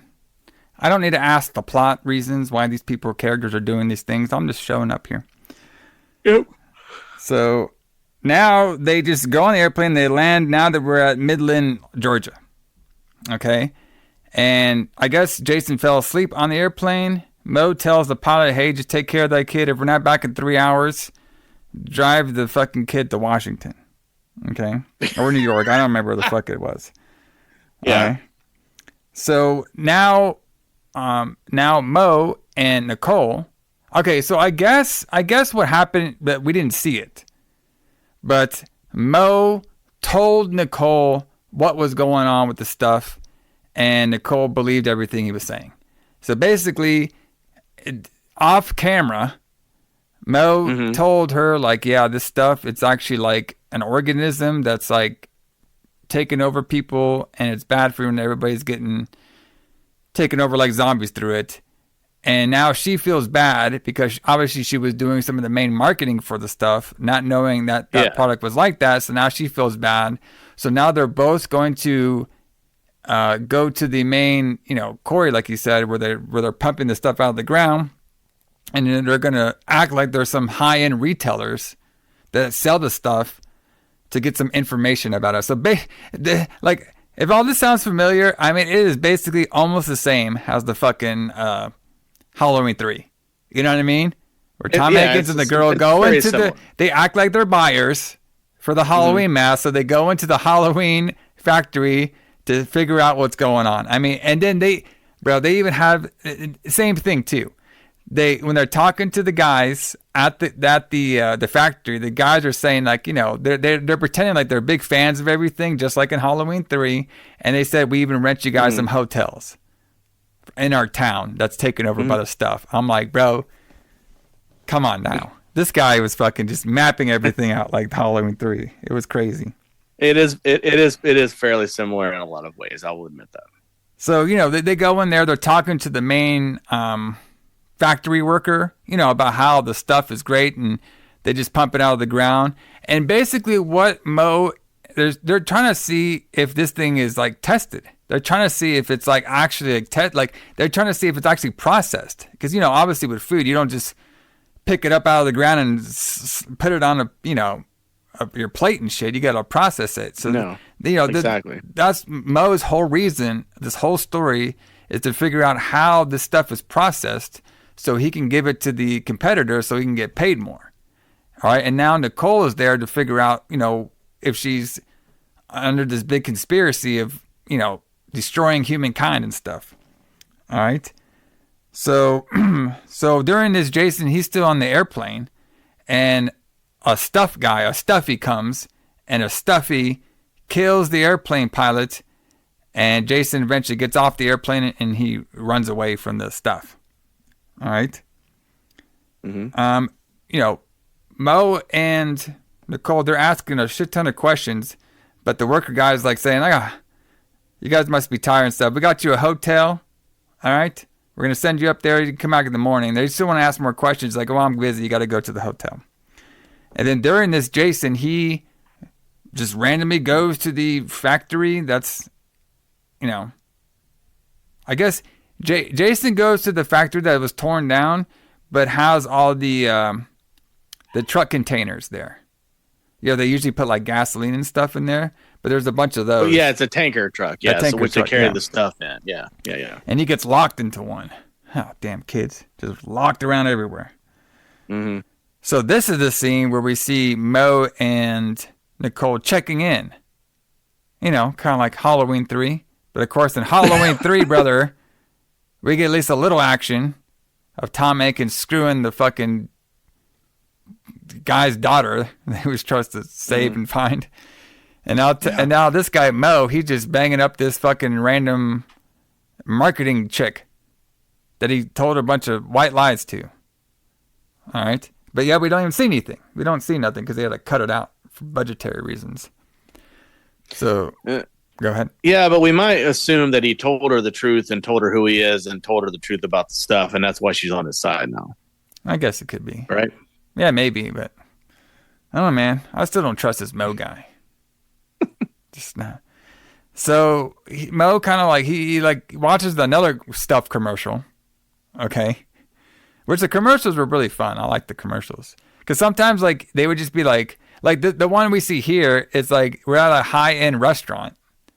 And the two old people are not liking the food, but then they bring in the stuff and they're all happy. So I thought that was pretty funny. And then I actually thought this scene was pretty awesome. This is probably like my favorite scene of the movie, where they're sleeping on the bed and like Nicole's about to wake up a little bit and her pillow turns into the stuff and just like wraps on Mo's head. All right. Well, yeah. So the bed is full of it, right? Yeah. All the sheets and everything. The bed, full of the stuff. Yeah. Yeah, that was great. And then it like sticks to his face, and then she sets it on fire. Yeah, but like the first thing is funny. She's like, "Oh shit, you got the stuff on your face or whatever," and then she goes to her huge ass perfume bottle. No, that's not a perfume bottle. What the fuck was that? It's an oil lamp. Oh, okay. I thought it was a huge ass perfume bottle. It's like, an oil lamp, so she pours the oil from the oil lamp on it, and then she sets his face on fire. Burns his fucking face. I was like, it ain't gonna be no confident. I gotta get that shit off somehow. So like the thing gets off, right? And then out of nowhere, this dude in a red flannel shirt just shows up. All right, he tries to attack him, fails, and then the stuff just like morphs him on the wall. Yeah, it just kind of like absorbs him, kind of. It's like all over the wall now. It's all everywhere. And like I was like, who the fuck is this guy? And then they get out of there. They get Mo and they're still in their pajama clothes, right? And they steal somebody's truck. All right. And then Mo, like he's being an asshole. He's like, don't fucking touch me. All right. So they get into the truck. They hardwire the truck, and now they're gonna go back to the base. All right, and try to like gain more evidence or stop production or whatever this is because they know it's bad now. And what's really weird, between them in their pajamas going to the factory, they somehow changed into normal clothes and now are back and getting out of the truck in normal clothes to the factory. Off camera, brother. Off camera, brother. You know, the wonders you could do off camera. It's amazing. Yes. Right? So now this is when we see that all these tanker trucks, they all go to the original discovery place of the stuff, and all they do is basically take it and they suck it into the trucks. They just fucking take it in tanker trucks, and then they just take it out. You know, they don't have to do any testing or nothing. They must make a lot of money from that. I'm sure they do. That's how they all got rich. Yeah. So, you know, obviously Jason's stuck in that truck. Mo and David, Mo and Nicole, they find the area where the stuff is originally part of it. And Mo basically says, like, okay, I'm going to go down there, and what he's going to do is he's going to steal a tanker truck, and he's going to use that for his evidence to show people, like, hey, this stuff is really bad and stuff. This is what they're doing. They don't even test or regulate it. They just fucking pour it out there in the shelves. And, like, this scene was really weird because, like, they were just cracking jokes the whole time. Like, everything's just funny. Ha, ha, ha. You know, I'll just go down there. Look, I got a suit I saved. I was like, oh, I like, good thing you saved that suit compared to my, what'd she say? Something? Compared to my pencil box or something. Just cracking jokes. Yeah. Like, they didn't just only get killed by a substance. They're just making jokes. Everything's funny. So, Alice, I got a question for you. Well, they also basically burned the hotel down, right? Yes. Yeah, because they found out that they can kill it with fire. Yeah, fire, yes. So not only did, during all that stuff, which I didn't see Mo take anything. He just got the stuff off his face and left. I guess somehow during that, off camera, he grabbed himself a worker suit that he somehow stole that we didn't see either. Okay. And during that too, he just had it. So, but it's possible though that in off camera between that scene and the scene where he's wearing it, they could have knocked out a worker and he just took the suit. Well, he didn't. He said he took it from the hotel room. Oh yeah, right. I forgot about it. He took it from the hotel room. So how did he? We don't know how he got it. Well, I don't know how the fuck he got dynamite too. He just randomly had that. With the dynamite in the truck he stole up out of nowhere. Maybe it was. Maybe he has magical powers where he can make things appear. Remember, he always wants more stuff. That's true, but except for more story. Yeah, it's some more story. But yeah, like somehow, like I wondered that too. Like, where did the dynamite come from that they use in a little bit? Yeah. But whatever. So basically, he tells her to don't ask too many questions. He tells her to, like, hey, I'm gonna take care of all this stuff. This is what I do, and you can just get off camera now. So he just like, so he goes and everybody's like getting the stuff out there. We see the stuff going into the same tanker that Jason's in. Jason just like doesn't scream or nothing. He just yells at it. He just yells at the fucking stuff. We see Mo put dynamite all around the fucking area. Nobody sees him at all. He doesn't even hide. Then my favorite part, he just walks in front of everybody with no mask or nothing. And then the main worker guy sees him. He's like, oh, wait a minute. I've seen that guy before. He follows him right there. He follows him, right? One punch from Mo. That's all it takes. Knocks the guy out. He's gone for good. Yep. He's walking around. He's trying to figure out what kind of tanker to take. He hears Jason in there yelling at the stuff. Jason's basically just saying, like, you ain't going to take me like you did my family. Come on, get me. Oh, yeah, because the stuff is now in there. So there's terrible green screen here where you can tell that the stuff, whatever they used in all of these scenes, is actually inside a model, right? Yeah. And then they just green screen Jason, the actor Jason, in there. But I'm pretty sure that every scene with the stuff moving is actually a model, because I'll point that out later as we go. But yeah, there's some horrible green screen in this, or blue screen probably at the time. But yeah, he just so happens to be standing beside the truck that Jason is in. Yeah, so he hears them. He's like, "Hey, Jason, is that you in there?" All right, and then a lot of the workers. So now, like the workers are like getting suspicious about Mo. So Mo is about to take this tanker truck, and there's about 4 or 5 workers that come up to him. All it takes is one punch from our boy Mo. Like he doesn't need a fight, kick, or nothing. Just one punch down, easy, very easy. Kicks everybody's asses. All right. Yeah, he was an FBI agent. So he takes the tanker truck. All right. Well, FBI. The fuck? What do they have? A combat sports with? If you're in the FBI, what are you, an MMA fighter? Like what the hell are you talking? I'm sure they know how to fight. I'm sure there's training. I don't know about that. Okay. All right. I mean, unless your name is Fox Mulder, I don't think you can know how to fight as a FBI agent. All right. Okay, fine, whatever. So during this, Nicole gets attacked by a stuffy. All right, but she is also really good at the martial arts as well too. So she punches him. Apparently. He falls down, and the tanker, Mo and the tanker runs him over, and that's when he picks her up. Okay, and now they get Jason out of there, and they put him at the front, and they're driving along. A cop's wants to pull him over. All right, and then Mo's basically saying like, "Listen, man." Like, because Nicole and Jason were like, "Hey, could we trust these cops?" He's like, "No, man. Like, it's probably like the whole town is probably all stuffies now." So they pull over. All right, the stuff is leaking out of the reason they get pulled over because the stuff is leaking out of the tanker truck. And the cop, is asking them what they're all doing. They all got to put their hands on the tank. And then Nicole and Jason pretend like they're addicted to the stuff and they have to go eat it right now. And that's how they trick them, because the cop has to do it too, because, when they see stuff around, they have to eat it because they're addicted to it. Right. And then once he goes to eat it, I should have done a drinking game with our boy Mo, because what do we see? A one-punch knockout again, brother. That's it. Yep. All it takes is one. All right. And then now we get to a plot point that I was not foreseeing in this story at all. And I didn't know what the hell's going on from here on out. So Mo was like, "Hey, we're going to this place. This guy doesn't know me, but I know everything about him." I'm like, okay, whatever.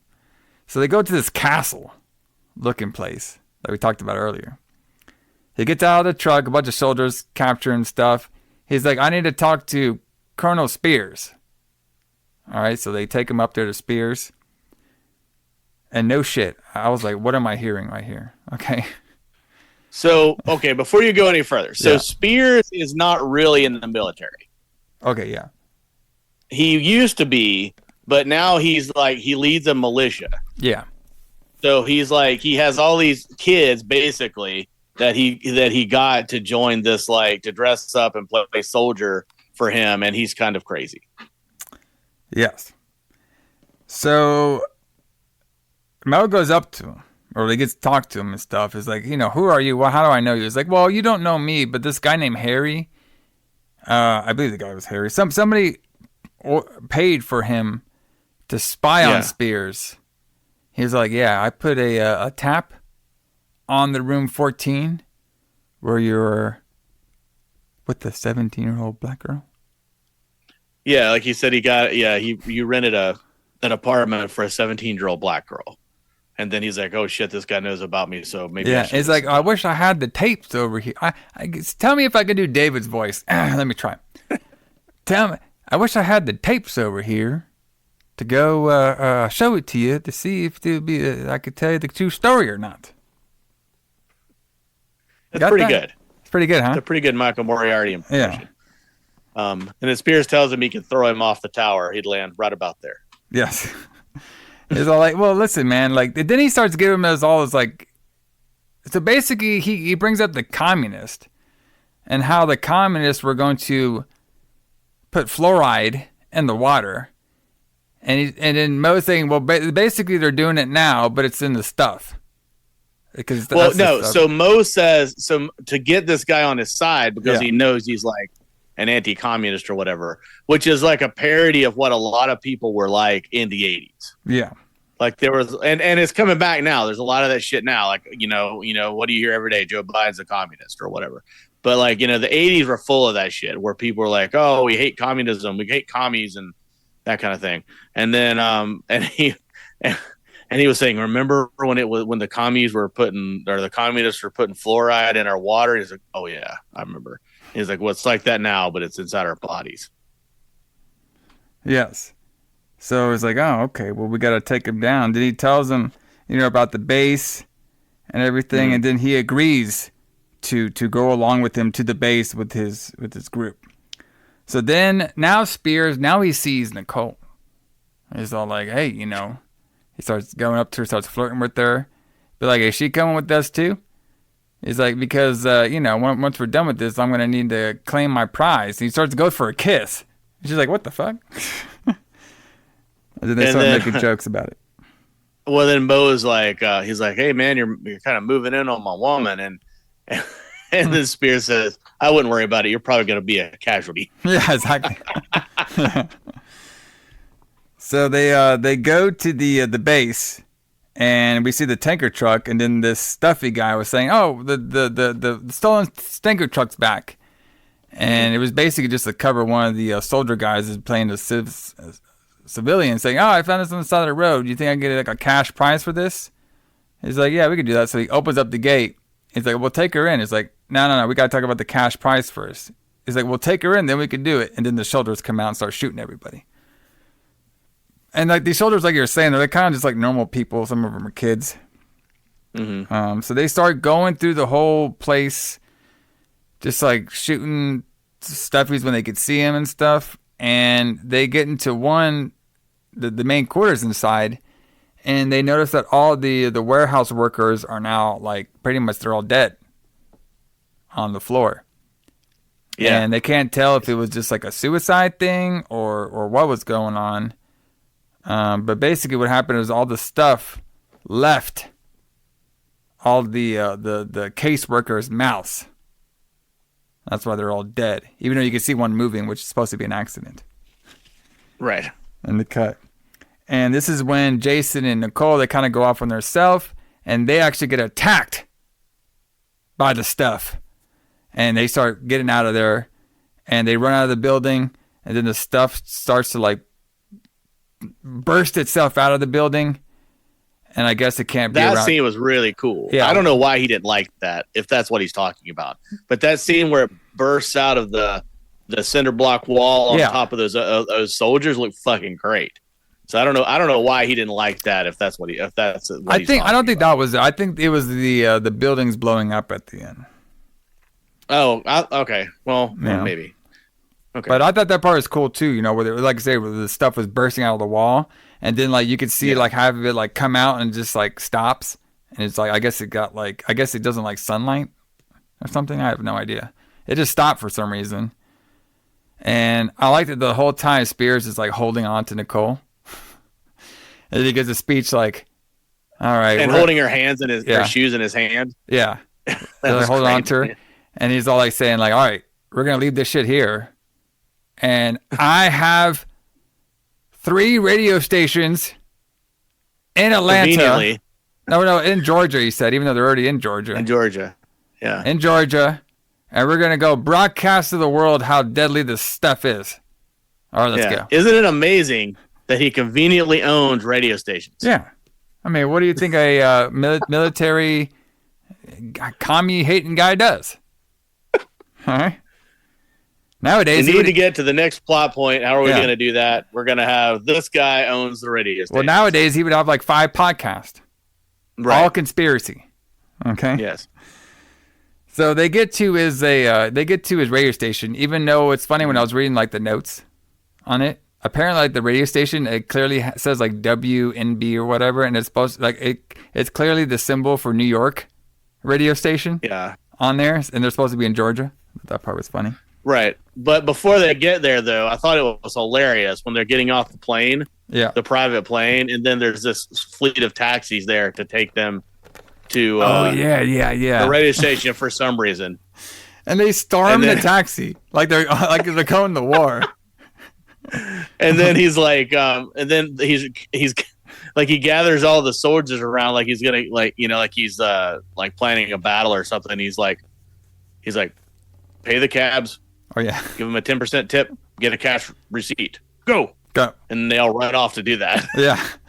So good. It's so good. That was Paul pretty good. Sorvino is fucking fantastic in this. Yeah, his character was very, very strange, but very, like, his style of humor was actually pretty funny. I liked his style of humor. And he plays his character so dry. Like, he just plays it dry. So fucking straight. Yeah. Like, it's just like, you know, like, it's funny, but you can't tell if he knows it's funny or not. Like, he's just delivering these lines so straight-faced somehow that it's just, I mean, it's a credit to Paul Sorvino as an actor to be able to deliver these. So they're up there, and now they're trying to figure out the script of how to broadcast it. And Nicole, she just wants to, like, let everything hang out. Like, I was part of this conspiracy. I was the marketing and everything. I should be punished for my role in this. And Mel's like, you really got to write all that stuff in there? You don't got to say all that. He's like, if you go to prison, how am I supposed to get booty? Right. He's like, come on, girl. How am I supposed to get booty on here if you start writing all that stuff on there now, huh? See, maybe I should have been in this movie, even though I wasn't even born yet. So you now, could be in the remake. You could play Mo my in God. the remake. Bro, I probably I think I could play him. Y'all got sweaty hands over here. I could feel that sweaty hand. I got it, brother. As long as I can play Spears. That'd be awesome. Just yell at everybody and just try to have sex as a Nicole girl the whole time. That'd be awesome. This would be a very fun movie to remake. I would definitely say that. That would definitely be a very fun movie to remake. I'm surprised they haven't done it yet. So now out of nowhere, Chocolate Charlie is back. Yes, we say this a lot, but out of nowhere, Chocolate Chip Charlie just comes into the radio station, not into the door. Yeah, we don't see him walk into the lobby. He just literally walks in the studio door where they're talking out of fucking nowhere. And then like he's like telling all these soldiers to fuck off and everything. So like now he comes in there. Spears is pissed off because he might be on the might be a little bit on the racist side or something, but he's like pissed off. Well, yeah. And he says, quoting the movie, they tell him that they need that he can make a lot of money for them because he has millions of fans and everybody loves Chocolate Chip Charlie. Yeah, and he'd be the best person to broadcast their message.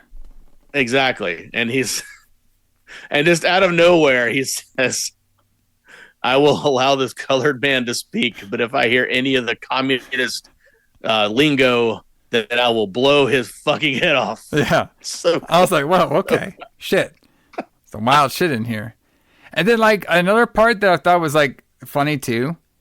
Like Mo's like, well, how'd you find me? And Charles was like, wow, don't worry about that. I'm here now. I was like, okay, we're just blowing that part off. Okay.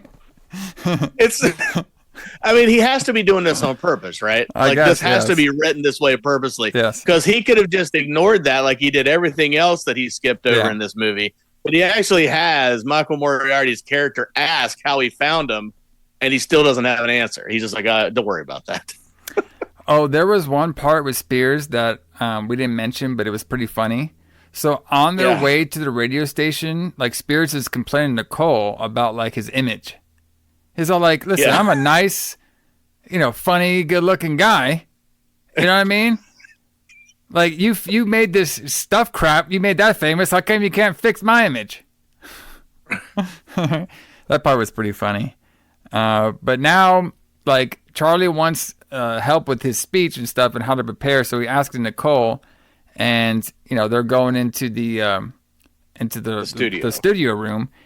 And Nicole's asking him, like, are you sure you know how to talk about the stuff and everything? He's like, yeah, I seen it. Well, I seen what happens when the stuff leaves somebody's body and what happens to the body after that. And she's all like, she's like, well, like, how would you be able to see that? It doesn't really make a lot of sense. And he's all like, well, here, I can show you. And then he starts turning himself. Now, Chocolate Chip Charlie has turned into or has been affected by the stuff. And we can see his mouth growing and everything and the stuff coming out and attacking. So he never made it to Washington. So at the diner, because I don't think we mentioned, but no, we did mention that the diner that has the stuff in the freezer, even though she told him they didn't have it. Yeah. So we assumed they captured him and made him eat the stuff. Yeah, exactly. So now he's been melted. The stuff is all out there. Jason came into the room, so the stuff is about to attack Jason.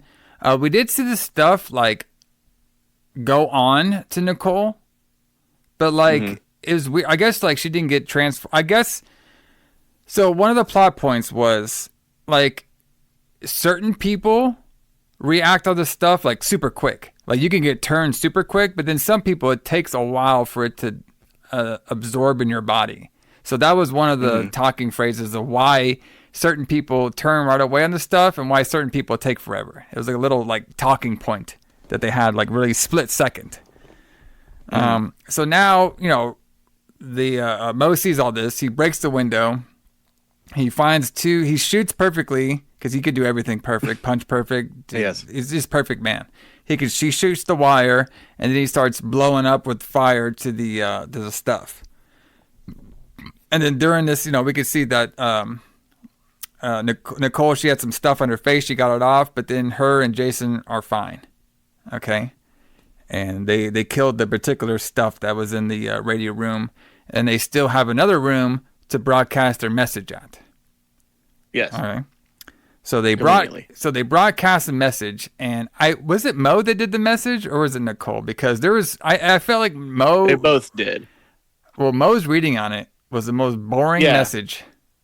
But then we see Nicole talking about how she's responsible for it and that kind of thing. Well, yeah, we see because that later on TV. Okay, so basically it's weird because they do the message and they cut, and then now Nicole's on a TV saying, yes, and they all listen to our message. They start though they're at a radio, right? Even though they're at a radio station and not a TV station. Well, my thing is also too. Yeah, but like, okay, no, I think Nicole's TV thing was after everybody already did the rioting. And she just she made her own marketing video of claiming all of her stuff on there. Okay. But what I thought was funny is the whole world listened to our boy Spears' 3 communist hating radio stations. And they're all like, yes, we're going to believe this guy. His word is mouth. All right. So they all start blowing up, throwing the stuff in the fire, blowing up stuff next to McDonald's and blowing up at McDonald's too, blowing up buildings, everything just blowing up. We're just going to blow up everything. And then that's what Nicole's talking about. They're just blowing up everything. And then she's like saying her part in it. And then David shows up to the head marketing director, old guy. And he was saying like, oh, she's a pretty girl, isn't she? He's always saying like, yeah, I look at, I guess, and then, the guy was saying like, you think you're going to stop me because you blew up a couple buildings? It's not going to happen. And then there was a swerve, Allison. Swerve. First of all, he tells them that even though they destroyed this facility, that the stuff exists in lots of locations and they'll just make more of it. And then Mo says, well, we'll find all of those too. Yeah. Or I'll just kill you and shoot you. Or I'll just kill you. Yeah. Or I'll just kill you, brother. All right. And then there's a swerve because the same corporate old guy who hired Mo to find all the secrets about the stuff has now merged with this corporate owner of the stuff. And they are going to rebrand a new remix version of the stuff called The Taste. The Taste. Which is 88% ice cream and 12% the stuff. Yes. Because they did studies. They did a study somehow where they said like if it doesn't have as much as the stuff in it, so they won't get infected. Yes. All right. And then he's like, guys, I want you to meet somebody. This is Jason. His parents were killed by the stuff and everything. And now we're going to have dinner over here. They're like, what the hell? Is like, so Jason just brings out the stuff. And he brings out a whole bunch of stuff. Yeah. I don't know. Where did they get it? I have no idea. Where did they get the stuff? Who knows? Yeah. Who knows? I thought everybody destroyed it, but apparently not. So he brings out the stuff, and they basically force these two owners to eat the stuff. And they don't want to do it, but then, obviously our boy Mo has a gun, so he threatens them to do it. And then they start eating up the stuff and tasting it because, they're acting like the two owners. Well, a couple things.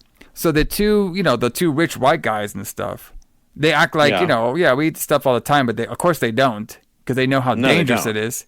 Exactly. And they were actually, too, trying to get Mo to come work for them and be the head of security, saying, hey, man, we'll pay you, we'll pay you all kinds of money and stuff, more money than you can think of. And at first it's like, Mo's like, oh, yeah, I could take that job. Just make sure on my contract I don't have to eat that shit. And then he brings out Jason, and then he forces them to eat it because he turned into a good guy. Yeah, he turned face. Kind of like Tom Atkins did, trying to save the world in Halloween 3. All right. Some would say it is similar, yes. So basically they all start eating the stuff. They get really sick. I like in the background there's like, oh, the police are here, even though we don't have enough budget to put police in there. Yeah, and we don't know why they called the police. But whatever. Well, I guess they're going to arrest these guys for poisoning America with their alien storm stuff. Okay. So the police are coming, and then we cut to this random hood rat guy selling the stuff like it's crack cocaine on the streets, and then we end with some very happy music. Some happy 80s music at the end. Yep. I thought that song was so weird. Like, oh yeah, we're ending with these. Basically, the stuff is like the new crack cocaine to a lot of people. Yep. That's going to kill them. Yep. And we're just going to end with some happy 80s music. Yeah, why not? So that's it. So, that was the stuff. The stuff, brother. Stuffies. All right. So, yeah, I mean, did you like it better than Time Walker? Yes. Okay. I would say it had more story and more depth in it than the Time Walkers did. The stuff I would say, like, when I was watching it, I was like, this is like it was just a very strange movie, and it's very weird. Yeah, it's one of those movies where it does kind of trick you because I was going in there, seeing the trailers and everything. Obviously, I expect more of a horror movie, but I didn't really get that. But like I was saying, I got a lot of Halloween 3 vibes, or the way everything was structured and the way the whole Nicole character kind of was. Even though I would love to see Nicole turn heel at the end, I would have done it. You know what I mean? Oh yeah, if she was actually bad. Yeah, she turned into the stuff, or like the stuff had a daughter. She would have turned it out. It would have been perfect. It'd have been just like Halloween 3. But it was all right. Like the concept around it was really good. I think I would like to see more of a horror based version of the stuff, more than what we got. But what we got was pretty fun. I would say it's not horrible and everything, but it was definitely a very interesting movie. I would definitely say that. So, but yeah, I mean, it was definitely fun. This has been a very interesting month. It came from the sky, brother. A lot of slimy. We got everything this month, didn't we? You know what I mean? Started off with started off with the Blob. You know what I mean? That movie was fucking awesome, ended bro. with the Blob. Yeah. Yeah, kind of. Yeah. Was the Blob your favorite of the movies that we did? Yeah, the Blob would definitely out of this month. The Blob is definitely my favorite movie we did this month. I just thought the story was fantastic, the acting was fantastic, the music was fantastic, just everything about that movie was so fun. All right, that was like one of the very fun horror movie. Everybody check it out in the archives now. I just loved everything about that movie. When we did The Deadly Spawn, that movie was all about the teeth sperm. Okay. Yeah, I love that one too. That one just, visually with the monsters looked fantastic. Very fun B horror movie. Time Walkers, a little rough. All right. For myself. That one was the cut. That movie was cut like a trailer because the dude does it, does a bunch of trailers. with a human-like Party City alien coming to take us to be somewhere that's not continued anymore. And then, of course, we end with some white organic white stuff from the alien space ground to take over everybody, and have a guy, Mo, who is very charming and says a lot of jokes and can punch anybody out with one punch. So definitely a fun month, I would say.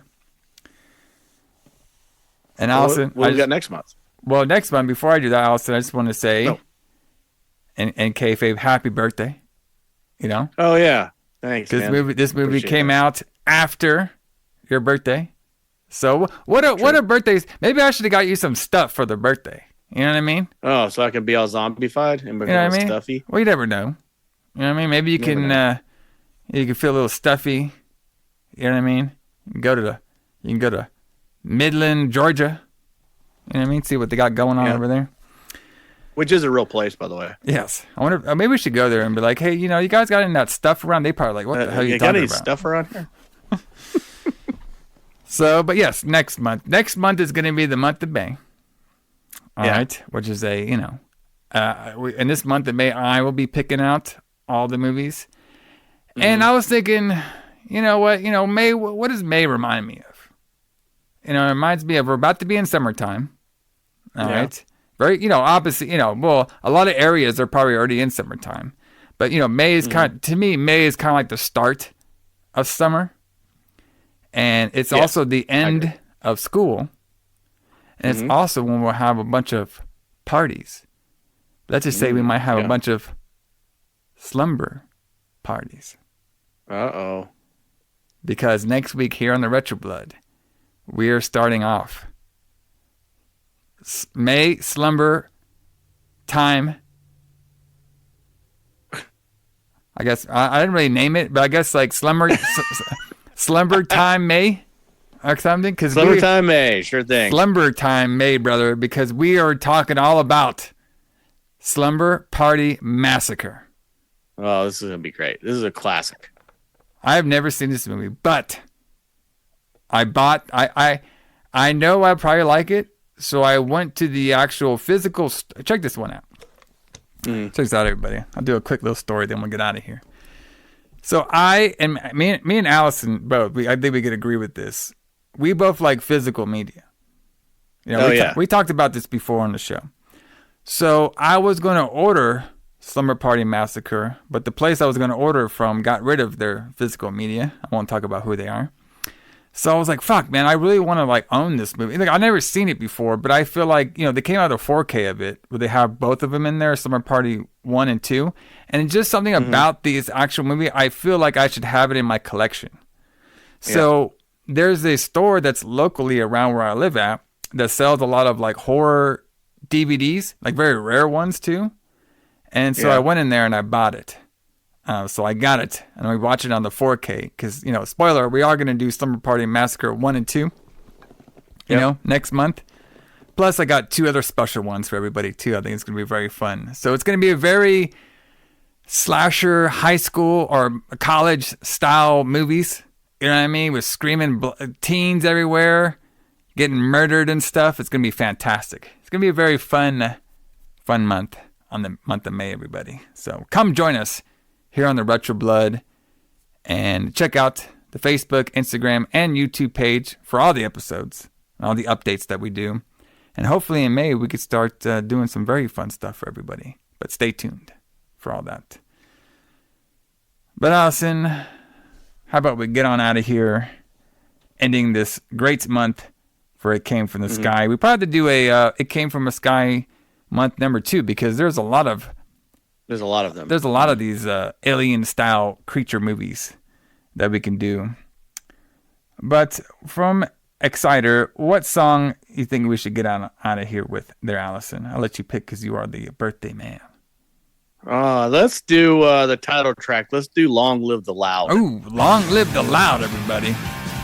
Because there is a long living of the loud over here. Our boy Mo, he's long living the loud of him denying the money and being good at his heart. You know what I mean? We got these crazy white rich people eating their stuff now. They finally got what's coming to them, and they're about to loud screams when the stuff exits their body. Yeah. Yeah, that fucking sucked. But at least it looked cool. Creepy. Yeah, but it looks great. And this song sounds great. Yeah. Listen to it. Listen to everybody. Rocking it all out. But everybody, Jay Allison, James Klein.